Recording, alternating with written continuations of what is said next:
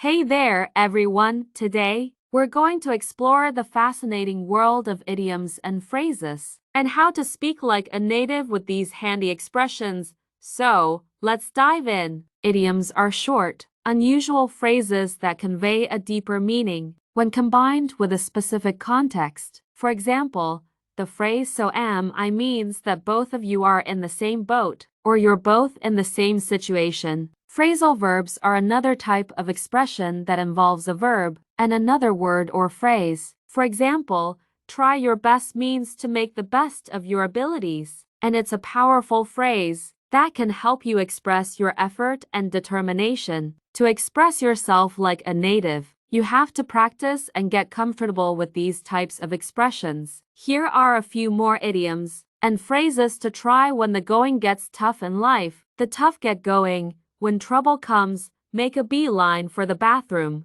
A piece of cake, just a piece of cake. Don't put the cart before the horse.